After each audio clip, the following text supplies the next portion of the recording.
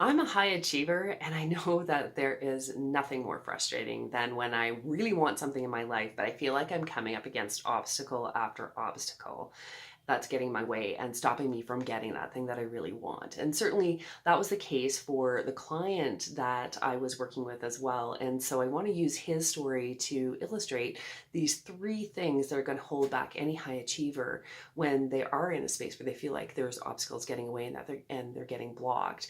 So for my client Joe, he was on a high performing sales team. So this team really was a group of guys that sales were super important to them. They measured them, had weekly meetings to see where they were.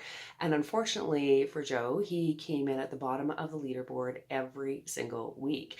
And as a high achiever, that's really hard. Now, he wasn't as competitive as some of the people on the team, but he certainly had enough pride to really not like being at the bottom of that leaderboard. And he was also worried for his job, because when you come in at the bottom every single time, that's the man that's going to get booted out when push comes to shove. And the other thing was is he had moved his family from a different country to give them a better way of life, and he really felt like he was failing at that.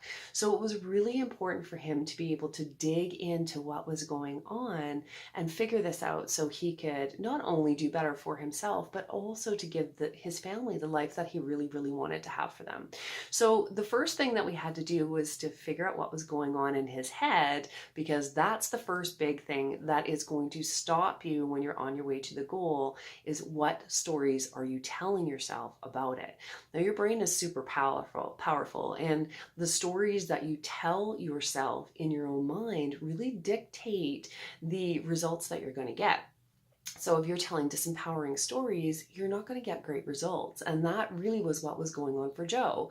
Is he had several different stories actually, but the biggest story that was really really affecting his results was that he thought that people couldn't afford or didn't want to have the high-end products. So when we talked about it more, what I found out was is that when he had a sales meeting with somebody, he was opting not to show them the high-end products because he had already decided that it might be too expensive for them. So he wasn't even bothering to show them to them and let them make their own decision.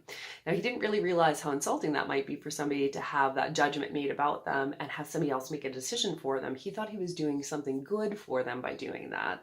But that's really not fair to them, and it certainly was having an effect on him and ultimately on his family by not leaning into that and showing like everything that he possibly could. And the crazy part was is he really loved the products. He believed in them wholeheartedly. He used them himself, all the high-end ones as well. But he was still making these decisions not to show them because he was really worried about what they would think. So that leads us to the second part of this is fear. And fear can play such a big factor when we are trying to get better results and trying to achieve something new. And so we had to dig into his story itself, and then we had to figure out what fear was underneath it. So for him, he was really afraid of people seeing him as a pushy salesperson. He obviously had some incident in his background, either for him or somebody in his family who had a really bad situation with a salesperson. And so being a pushy salesperson and having people think that he was money grubbing for that by pushing things onto them that maybe they didn't need, even though it was very clear that they could use these products in the situation that they were in, that overrode for him. So it's really interesting that even though he loved the products and he could see that the people could use these high-end products in a certain situation that might even be better for them, he was still opting not to show those because that fear was getting in the way. So it's really, really powerful. And it's something when you're dealing with that fear is to lean into it and explore it a little bit to find out what's going on. Now, guaranteed the fear is going to be linked back to a belief system, which in negative cases can be called your BS, because sometimes it really is a lot of BS. So when we trace that fear back, what we found out in his belief system was that he was really afraid of being a pushy salesperson, and if he was, that people wouldn't like him because of it. So we needed to dig into that further to really see what was happening for him. So they wouldn't like him as a salesperson. So, okay, great. If that happened, what would sort of be the worst case scenario from that? Well, people wouldn't like me and they would shun me and I'd be an outcast. Okay, great. So if you are an outcast, kind of what's your worst case scenario? What's the worst thing about being an outcast? Well, ultimately, he came to the fact that he would die alone. So that was the biggest fear that was underneath and in this belief system that was guiding him and having him to not show products to people. So that's a pretty powerful thing to overcome. And if you have no idea that that's actually what's driving you, you really have no way to overcome that. So for him, he finally understood that. But the thing was, he still had a real issue with being a pushy salesperson. So we needed to change the story that he was telling himself around the sales in order to turn those sales around.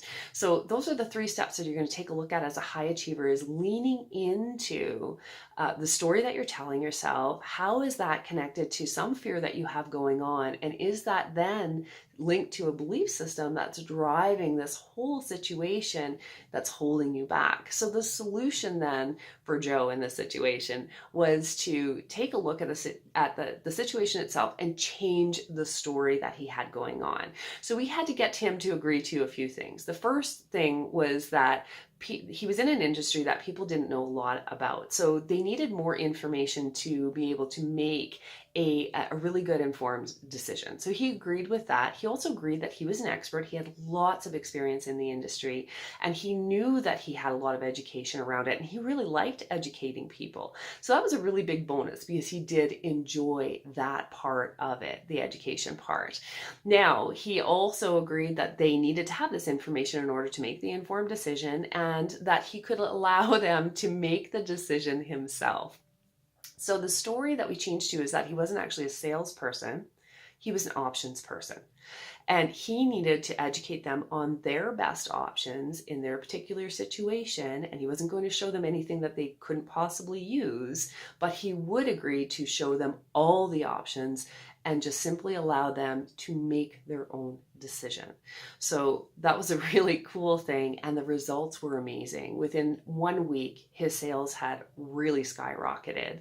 By the end of the month, he was not the lowest man on the leaderboard, and he just really kept going up from there. He just kept being that options person, using his knowledge to educate people so that they could be the best and make the best decision that they possibly could in their situation by having that education and the information that they needed to make a decision. So he went from salesperson to options person, and that really made all the difference. So for you as a high achiever, if you're in that place and you're really feeling like obstacles are coming up for you and they're getting in the way, it might be time to take a little bit of a step back, do a check-in, and lean in and see what are the stories that are going on in your head.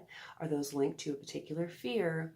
And is that fear a part of a belief system that you have that's driving the results that you're getting?